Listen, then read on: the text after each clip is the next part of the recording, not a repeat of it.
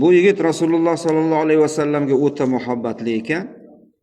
Ismi ham Muhammad ekan. O'sha yigit deydi, kim uni oldida turib Muhammad desa o'rnidan turib sallallohu alayhi vasallam deydi. O'zi salovat aytguncha sallallohu alayhi va alihi vasallam deyish kerak. Shu ahli oilalarni ham qo'shib salovat aytish kerak. Shunday der ekan. O'rtoqlar endi yosh yigit-ku, kalaka qilar ekanda Muhammad deb qo'yar ekan oldida. O'rg'ib turib o'rnidan sallallohu alayhi va alihi vasallam. Shunga odatlangan ekan. Bu yosh kattargan vaqtda ham taqdir qilibdiki, hajga borish nasib qildi bu odamga deydi. Xayolida Rasululloh sollallohu alayhi vasallam ravzalarini borib ziyorat qilyapti, xayol qilib tasavvur qilyapti. Va xayolida Rasululloh sollallohu alayhi vasallam bilan salomlashyapti. Shunaqa xayol bilan bordi deydi. Haj amallarini bajarib bo'lgandan keyin sheriklari ketdi, endi bu odamni o'zi qoldi. Madinaga kechqurun kirib keldi deydi.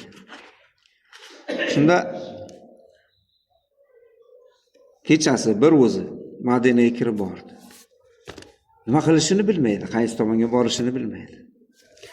Bir bashang kiyingan, chiroyli bir inson to'g'risidan chiqdi-da, birodar, musofirmisiz deb so'radi deydi. Ha, musofirman. Madinaga keldingizmi? Yo'q. Madinaga emas. Men Rasululloh sollallohu alayhi vasallamning ravzalarini ziyorat qilib, u zot bilan ko'rishlik uchun keldim dedi. Unda yuring, men sizni bir Madinani aylantiraman.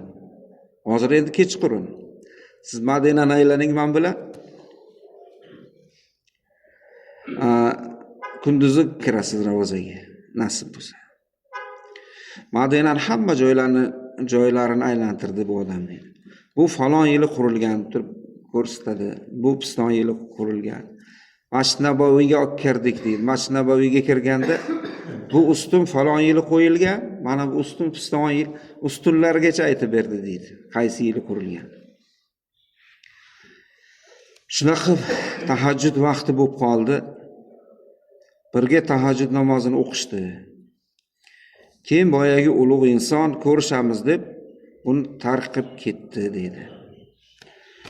Shunda boyagi yigit Muhammad ismli bola o'zi aytayapti, juda atiri shirin ekan. Nasib bo'lsa tong otsin, attorlar kelsa, shu odamni atiridan topaman. Ha, mushkit aytayapti-da. Atirga boryapti, eng qimmatlarini so'rayapti.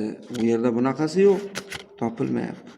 Tortishib turganda deydi, Madinani shayxi kelib qoldi uzoqda. Falonchi yigit bormi oralaringlarda? Ha, menman dedi. Keling bir quchoqlashaylik. Rasululloh sollallohu alayhi vasallam bilan kechasi aylangan ekan bu bola.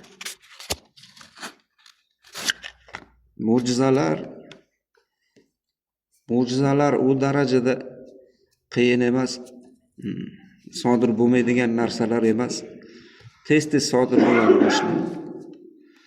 Lekin juda ixlos baland bo'lishligi kerak. Ixlos baland bo'lgan odam xuddi shunday mo'jizalarning ichida yashaydi nasib bo'lsa. Alloh barchamizga o'zini roziligini, Rasulining shafoatini nasib qilsin. Har namozda duo qilamiz. Nima deymiz azonda? Varzuqna shafaatahu va ba'shu maqaman mahmudan allazi va'adta. Payg'ambar sallallohu alayhi vasallamga Robbim o'sha shafaat taxtini nasib qilsin. Bizga o'sha kishining shafoatlarini nasib qilsin. Valhamdulillahi robbil alamin bi rahmatika ya arhamar rohim.